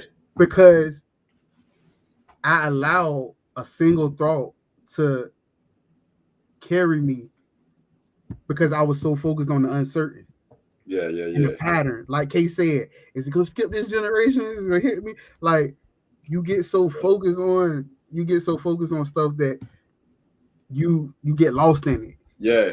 And what I work on, I try to work on what I try to tell people to work on when it comes to anxiety, because I Mm, can't really speak into like a lot of the other stuff that go on. I can only speak on stuff that like in my life experience. mm. So what I try to tell people to do is try to focus on the right now. And when you feel, first identify your triggers. Yeah, yeah. Realize when you can feel the anxiety coming on. Like for me, it's a thought. I try to stop it. It might come back. Then the next stage might be separate myself from people because now I'm trying to clear my mind. Like now I can't even focus on the conversation that's going on around me because my mind I'm up here. Mm-hmm. Yeah, the next one might be shortness of breath. That's when I know it's about to get real. So Yeah. now I gotta okay, meditation, applied. You are strong. You are not what you're thinking about right now. You are overcomer. You're courageous. Whatever I gotta say, whatever I gotta do to get myself out of that where I'm at, that's what I do. Yeah. That's what I do. And It's it's not, sometimes I can overcome it. Sometimes it might win, it might get the best of me, but I never let it get me back. It would never take me back to yeah. where I was. Yeah. I So got one of the things that my therapist was telling me in anxiety, because I was gonna be silly and be like, you wanna know how I embrace it? Ashwagandha, magnesium. I do that too. I Ashwagandha. want to, but here's Yeah. the thing. But here's the thing, because those are all long term, and like you have to build up. You know what I'm saying? A uh, uh, uh, you have to build up a certain amount of ashwagandha before it to work. You have to take it for a certain amount of time for it to work. So here was one of the things that my therapist had told me, and it was something that was so easy. And I'm not saying it was easy in a sense of like able to do it, Do it. but it Yeah. was just when she said it, she was like, the reason you're anxious is because you're trying to push away whatever it is that's making you anxious. She said, That's sit your anxiety on your lap. Instead of shooing it away, sit it on your lap. Okay. You yeah. know what? I'm anxious. And with what is going on, I should be anxious. This is a natural feeling that I'm supposed to be having because this is me. I get anxious when certain things come about. If it's certain things about my kids, I'm a mother and I'm a damn good one. I should be anxious. Good job for being anxious. Let's let's decide what we're anxious about. Are we anxious because it's about the kid, or are we anxious because of what it is?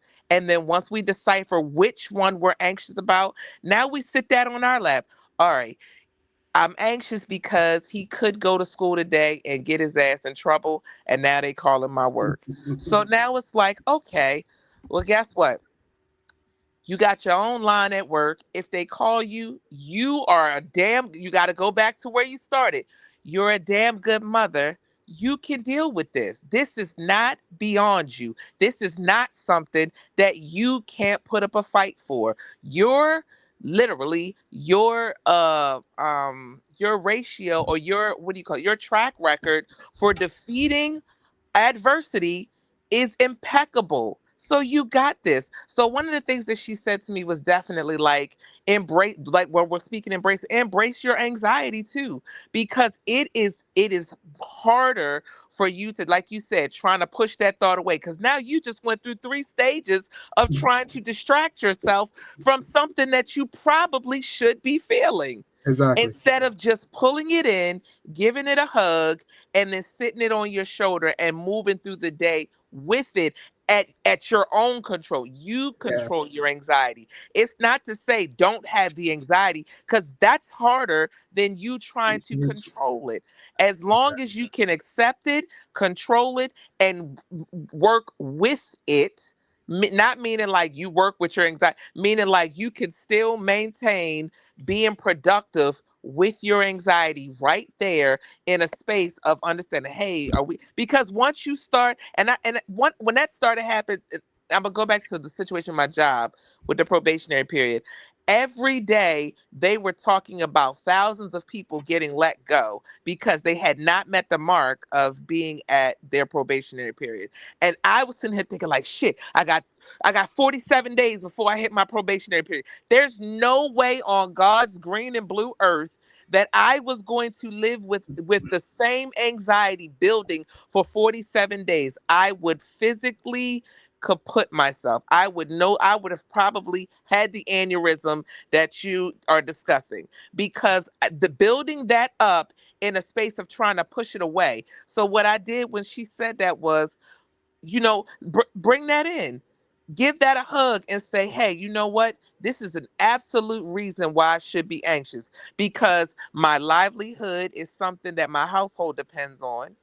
And on top of that, I have people that depend on me to have this livelihood. So boom, let's figure this out. So what I started doing was every day I went to work, all I could do was say, okay, I made it through today. Now, mind it, I was a little bit anxious throughout the day, but I wasn't so anxious that I couldn't be productive. All I kept saying was, whew, what they got going on today. Okay, I'm good right now. Cool. Let me go ahead and do my work. But you see Because what you did? if I do the opposite, now I'm setting myself up to get fired. You That know what I'm oh, saying? that's exactly what I was So about to say. so I was about to so say so instead of pushing it away, one of the things he said was just embrace it. Like bring it in, give it a hug, acknowledge it, because when you minimize it as opposed to when you ignore it, it's the difference between minimizing it and ignoring it. on it. If Yeah, you can bring it from anxiety at a level 10 down to anxiety at a level 7, Yeah. down to anxiety at a level 5, you can do that within yourself. Mind it, you still got the anxiety, but yeah. you're the one that's controlling what pace or what level your anxiety is at. Because look, that Once- bring me to something you were saying. Like a lot of times, our breakthroughs come through our breakdowns. You know what I'm saying? And so Good because analogy. I like that. I like that. appreciate y'all. It's like now I must have, but in a space where it does, because it goes back to sitting in that fire. You know what I mean? Like sometimes you have to. A lot of things that we feeling are we legit supposed to be feeling these because we aren't supposed to be in these positions sometimes that we're in. Which is why it's important, right? Mm. To leave people in the fire if they choose to stay, because maybe they have to figure that out. You have to. You can't say you can't save somebody from themselves, and it's You can't impossible. save somebody from themselves if they, because one thing, this is how I look at it. If we constantly running to save people and they refuse to save themselves, we become a crutch for them. And they Yeah, become dependent on us to save them. You have to let people burn, yeah, drown. yeah, No, I don't know. I don't know what K Face looking like right there. Cause I know she was on me about coming in that fire for her. But sometimes you just have to let people figure it out. yeah, I, And like yeah, both of y'all just said, you sometimes, like Kay said, you got to bring it down from a 10 to a 7 to a 5. Like they can't do that. People can't always do that when you babysitting them. yeah. You can't. Sometimes they Right, sometimes right. they have to look around and realize that nobody's there. Yeah, And the only way I'm gonna make it through this is if I do it. yeah. And that's what I mean by like letting people, you know what I'm I saying? mean, it's Let it but burn. I don't think you always have to let somebody go. In some cases, No, I ain't saying let them go like kick them out your life, no, but I'm not saying in that You space. I'm gotta saying let some nature people. run its course, like I my think friend said. I agree with all of it, right? You gotta let nature run your course. But the other side, I also agree with in some spaces. A lot of times where I even like that situation I've been in with people having anxiety attacks is they don't always listen to what you're saying, right? But if you're talking to them, and you put out like landmarks and phases of where you're going to be as far as like, hey, bro, you're going to end up going to the hospital maybe about 4 or 5 times before you realize it's not a heart attack. You know what I'm saying? Don't let it go to 10 before you figure it out. You know what I'm saying? You know that actually helped me. That going to the hospital stuff, because you're having shortness of breath, chest pains. Oh my God, I'm dying. I'm having a heart attack. You go to the hospital. They put you on the EKG machine. They check you out. They say everything is normal. You okay? But Anxiety gone. Anxiety gone. It's reassuring. It's reassuring. Like, Now it's bro, gone. anxiety is so real, bro. My last anxiety attack I had, I almost ran out in front of my kids naked because I thought I was dying, bro, out the shower because it came on so quick. You know what I'm saying? So in these spaces, when you see, when you feel the intensity of that, it's not just a mind thing. That's you are feeling what you're having at that moment. And so sometimes the only relief is confirmation from somebody that can see inside of you what's going on. Like, hey, bro, you ain't dying. Bro, that almost happened to me like a few weeks ago. I ate an edible. Oh my God, that wasn't anxiety. He was tripping. Hey, and I don't even smoke. So I was like, oh yeah, I'm having a good time. You feel me? Like eat a little piece of edible. Man, I get so high. I was scared. My anxiety was going on. I said, well, I gotta get up. Lordy. So listen, Hey, look. one of the other things that I did learn to like that is relatable in a sense, in dealing with anxiety. It's just like anything else. When you lose someone and you go through grief, one of the things that gets said to you is, my one, bad. oh, Ooh, out, Javi. My bad. that, one of the things that's said to you is, um, you will never get it, you'll never get over it, but you will get stronger. Like Mm-hmm.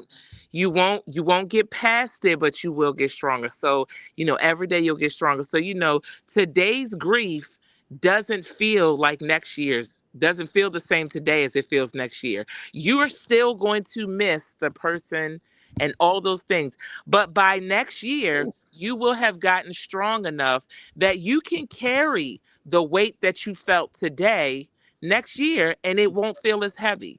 And that's the same Every thing with anxiety. That that was it gets that lighter. was that was the way that my therapist was trying to put dealing with your anxiety and reducing it within yourself. Like, you just have in mind, it's a more rapid situation than that, but it's the same concept. Like, at 10:37, the anxiety buildup that I have, if I do it the way that she was saying, then by 10:39 I should not feel the same weight that I felt. Now, mind it might feel as heavy, but Yeah, if it was 10 pounds at 10:37, by 10:39, it might only be 9.5 pounds.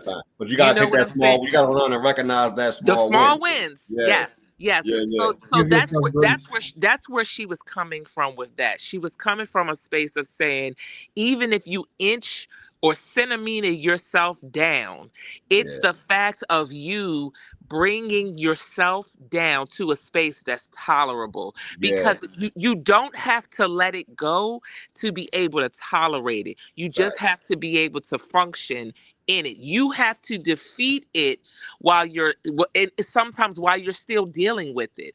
But Yep. what the point is, it can't be debilitating to you, because otherwise, if it's debilitating to you, then you're not going to get anything else accomplished, and it's going to continue to build, not to go down. Yeah, I agree with what you just said. And let me say something before I forget, because I suppose Ben said it. And when we was talking about the anxiety and how we embrace it, mm-hmm. I don't know if y'all ever heard of Mel Robbins, right? Yeah, Mel Robbins, she does a yeah, podcast, yeah. I Black know. I know talking about the therapist on the podcast. yeah, with the Yeah, glasses. yeah, yeah. So she got these 6 words that you ask yourself when you feel yourself becoming anxious, and it's, what if it all works out? Mm-hmm. Completely changes the way you Yeah, think it, because we so worried about, what if this happened, what if this, da, da, da, what if this, yeah. what if it all works out?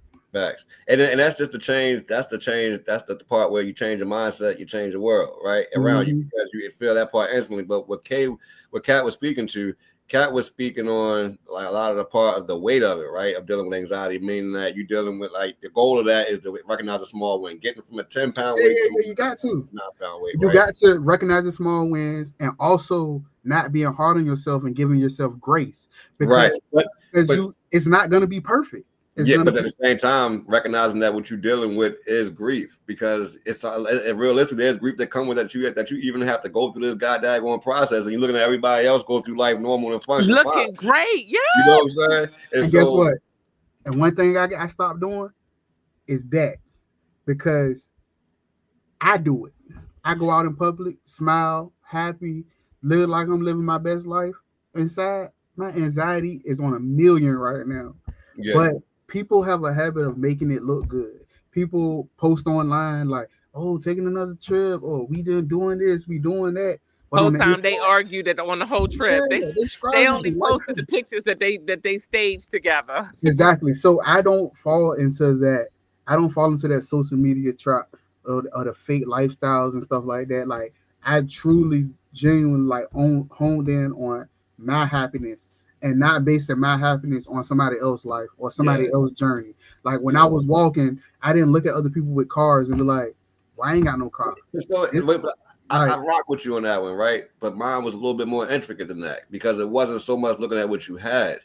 It was like, bro, how the fuck are you so happy? Like, are you really this happy, or are you faking no, it? I mean, You know, yeah, that too, that too. If we get into detail about it, like, yeah, of course, most definitely, I felt like that before too. And I ain't gonna say I ain't looked at somebody and like, dang, this nigga out here robbing niggas in. He got everything he want in life. You feel me? And I'm out here giving people my last, and I'm getting stepped on. I Yeah, might have had that thought too, or the same way like you felt like God left you alone in the world. You feel me? Like yeah, we had these thoughts, but I never hated somebody yeah, for having whatever. And like I said, I don't get caught up in the that lifestyle. I'm not worried about your journey and your path because you had to go through certain things to get to where you at, just like I do. yeah. I'm with you Yeah, on that that, one. He but as all we said, sometimes and that is a very good and valid perception to have. You know what Mm-hmm. I'm saying? I think sometimes when again, I can only speak from a neurodivergent standpoint. Mm-hmm. People that have, like I said, more neurotypical um I have caught more that. neuro, they are more optimistic as opposed to Yeah, people that are neurodivergent. They have yeah. a lot more pessimistic thoughts. It is very That's facts. difficult. That's facts. It is very difficult being a neurodivergent because you feel alone, because you're again, the only part about you that's individual is your individual pieces of your neurodivergency, your individual ADHD, your individual Yeah, BPD, because Dev's BPD might look different than the next person's. You know what yeah, I'm saying?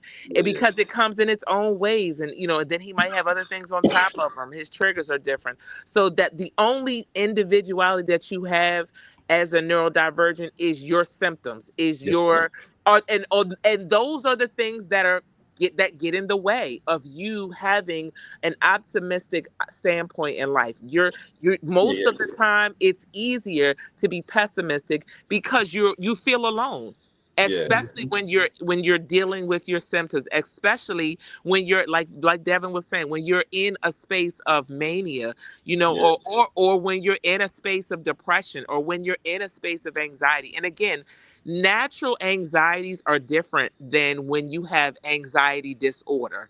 You know what I'm saying? yeah, Like yeah, yeah, every worry is a form yeah, of anxiety, but yeah, anxiety disorder looks yeah, completely different than natural worry. And yeah, Clyde, love you dearly. It sounds like you're more neurotypical than neurodivergent, as opposed to the way that we're speaking. And so that's an admiration that we probably, if I'm speaking on myself and probably for Dad too, that we have for you, because you see things. And that's why we all work together, the three of us. We see things differently. Like as a female, it looks different for me.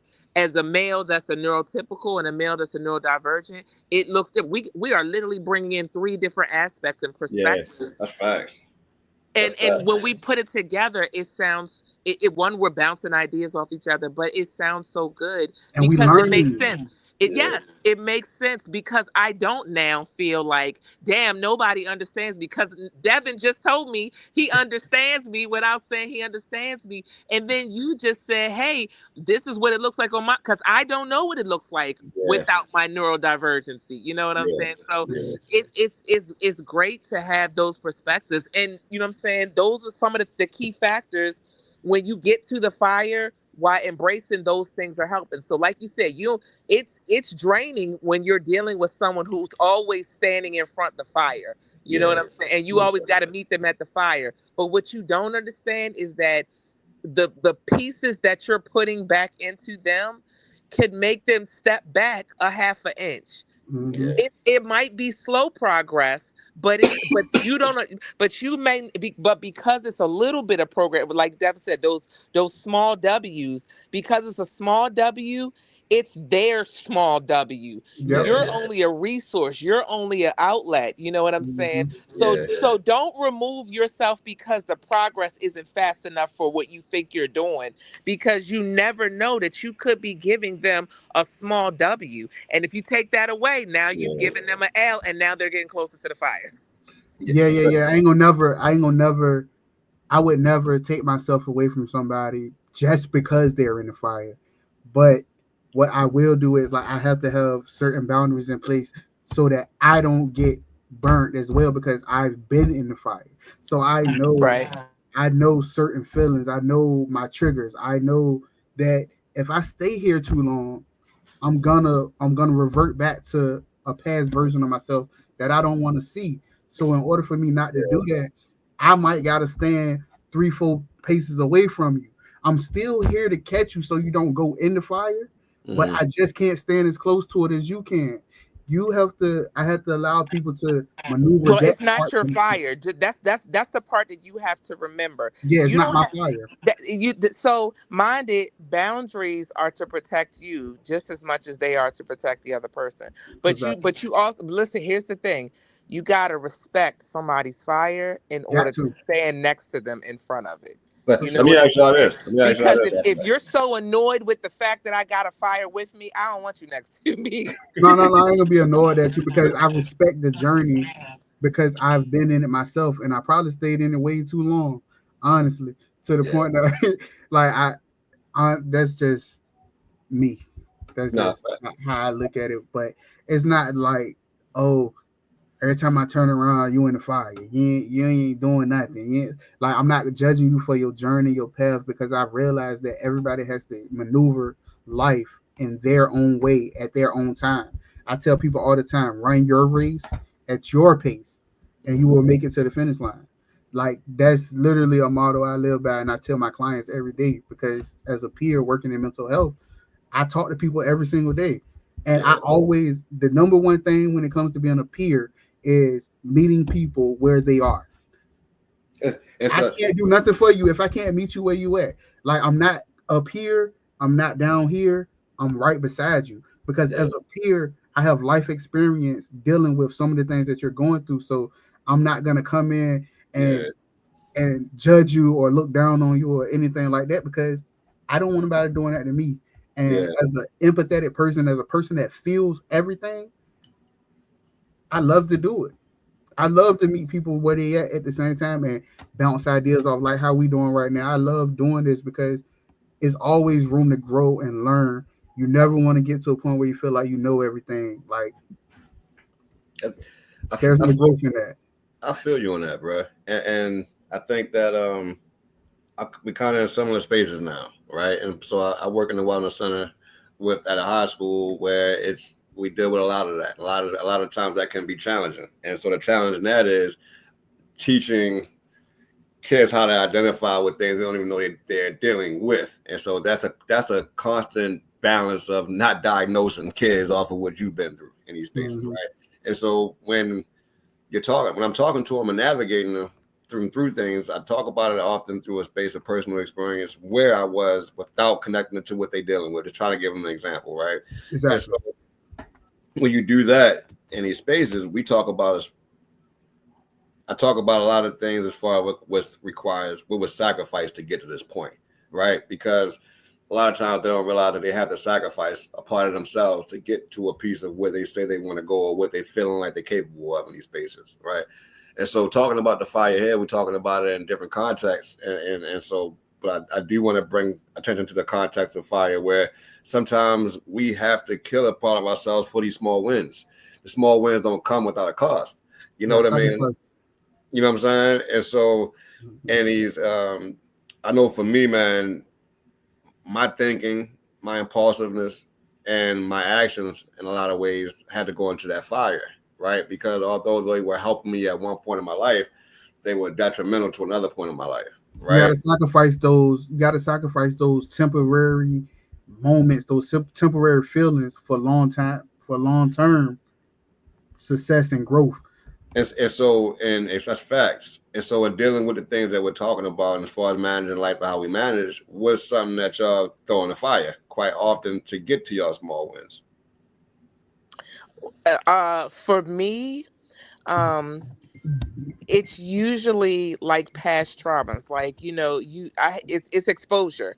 Some of the things that definitely go into my fires are exposure, like an acknowledgement. Like I have to um again, this is what I was talking to y'all about. It sounds like y'all avoid the things that make y'all uncomfortable or that trigger y'all or that set off your traumas. And Mm-hmm. me, I'm trying to get to a space um where like my tolerance for being burnt there is strong enough that that doesn't feel like being burnt anymore. Like, okay, now, like Yeah. you know how you be like, you It's, know how it's capacity. It's capacity. when you hear people say, "Is that all you got?" Like, you know what I'm Yeah. saying? That's those are the spaces that I want to get in. I want to get to I want to get to the fire and feel the heat and be like, "Oh, that's all you got."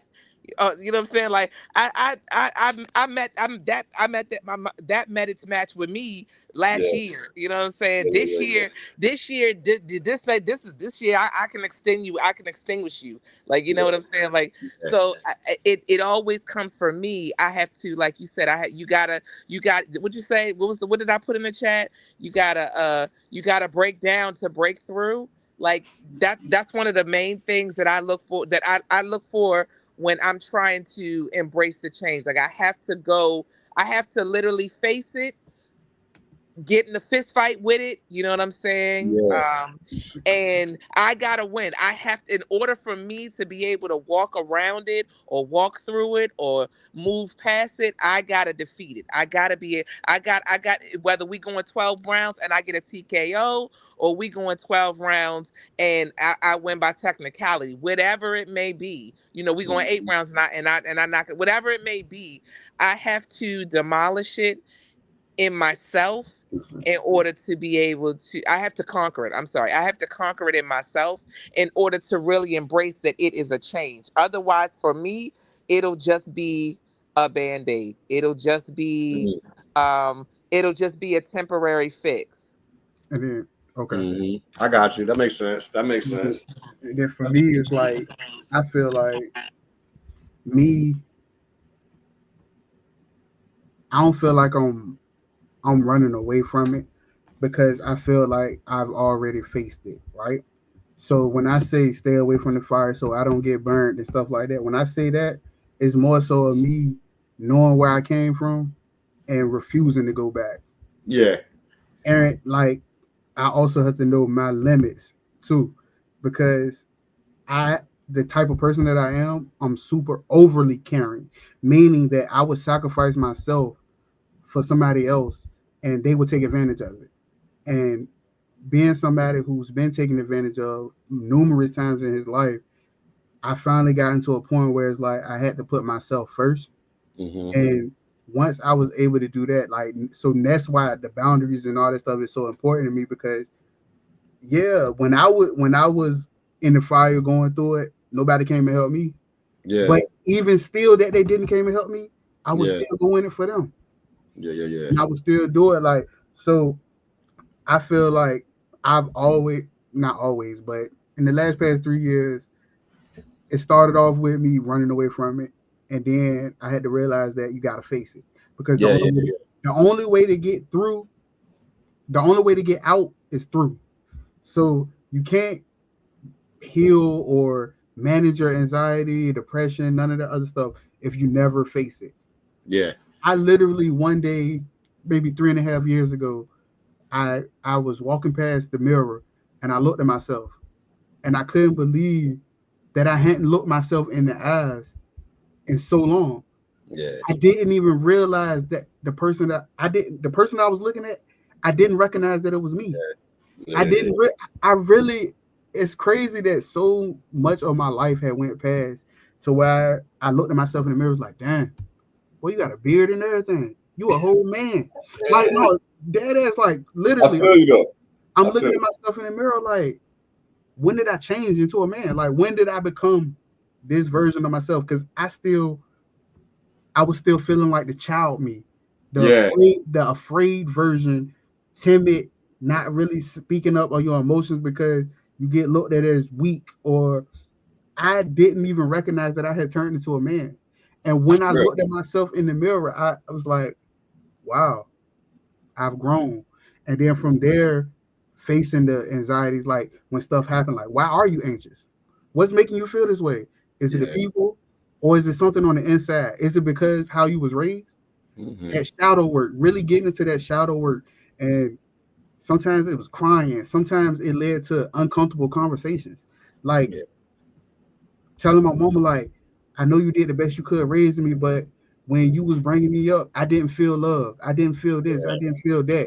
And her snapping off on me, like I'm blaming her for how I feel because she's not ready to accept how I feel. And I'm Yeah. giving her life through my lens. And like that's all that different stuff, like having them uncomfortable conversations and growing and doing the shadow work. So because I went through all of that, because I had to do all that work, yes, I'm very careful with what I give my time to, where I give my energy to, what boundaries I will and won't cross, because I refuse to go back to that timid, scared little boy that I used to be. Yeah. And that's just how I look at it from my point of view. I rock with that. I rock with both of y'all. What both of y'all were saying. Both of them make a lot of sense. And so that it's I want to reiterate as well. Like the whole goal in this isn't to run from anything. The goal is develop a capacity for what it is for life, right? Because a lot of things that we talk about comes with life naturally, and so just not leading people into a space of where they a level of hope or where they think this is something that you're going to heal 100% from. Some people do. Like we said, it's not always a mental illness where it's going. You don't always have to be in mental illness to kind of experience some of these things in these spaces. And so, you know, how do we do that? How do we build capacity? It's like going to the gym. It's like going to the weight room. It's like running around the track. You have to build up your endurance. You have to work your strength up time over time. And sometimes you're gaining little by little. You're moving it up an inch by inch. You're moving. You got to realize that you're not your diagnosis. You're not your Your diagnosis. diagnosis is just a part of who you are. And just because you diagnose, it doesn't mean you're always going to have the full circumference of the diagnosis. You know what I'm saying? You might be able to eliminate. You might be dealing with bipolar disorder. You may be able to eliminate the anxiety. You might. I don't suffer. I don't suffer from anxiety. Exactly. I live with anxiety. Exactly. It's just a whole different mindset that I have when it comes to the diagnosis and the stigmas and stuff that go around your diagnosis, because I just look at it different. Yeah. And I feel like everybody should. Like, no, you are not your diagnosis. You just a person living with it. Like, but you get through it every single day. Like, and for every single person, it looks unique. Like it looks like you. Mm-hmm. I just say you. Period. Yeah. Like this the part, man. Like, look, hey, bro, I don't even want to end it, but we coming up on 2 hours, bro, and we coming up towards the end of the show as far as question wise. You know what I'm saying? And so I was getting ready to say, we ain't little no more, Craig. We grown ups. Right? How man? We got the flow. It's like we cool, man. It's probably was the best show that we've done so far, bro. Hey, look, man, it don't matter how much time go past. We always rock out like this, man, and it always. You already know, bro. Yeah, and I love it. I ain't even gonna lie. Like I missed it. You know what I'm saying? And it's a form of therapy for me because it's number one. I can see y'all. Y'all good. Well, you know what I mean. I can hear Kat, so I know she's good. I was going to say this ain't what you want. I got a lot more going on this year than I had, the previous year. So this ain't what you want. Hey, I understand. I understand. But so I'm if y'all got a quote, we gonna end on one. The one I wanted to end on was the version of you that's afraid can't lead the version of you that's ready. And we all feel that version that's ready is how much power and how much fuel, how much motivation we gonna give that side of us. You know what I mean? And so that's what I mean. What y'all got? Oh, I'm rocking with. Listen, I'm about to make that a status. Like, sometimes you gotta break down to get to your breakthrough. Like, I'm rocking with it. Listen, tomorrow so I do affirmations out to my job daily, and that's going to be tomorrow's. Like, I'm really rocking with it. I love it, Kat. I think I'm gonna rock with it too. I ain't catch it until y'all caught on to it. Y'all kind of have me blushing a little bit on it. It just hits. Like, the deeper I think into it, you know what I'm saying? It's so relatable. It just hits. Yeah. Nah, I'm rocking with y'all, man. I appreciate y'all once again. Looking forward to the next show. What you got, Clyde? All right, let's just do it like how I do my podcast, I guess. Go for it. Be the light even in the midst of darkness. I always tell people to remember to shine their light every single day, because no matter what it is you're going through, you can always shine light on somebody else. As simple as that, because we all going through an experience. So, you know what I'm saying? My man. I rock with it, bro. Hey, listen. Next week we're gonna try to chop it up on reinvention, resilience, and identity. I'm looking forward to that one too. I know we're gonna chop it up on that one. We're gonna turn that down to some pieces as well. So, hey, y'all be safe. Y'all get y'all stay mindful. Yes. All right, y'all. Good night. All right now.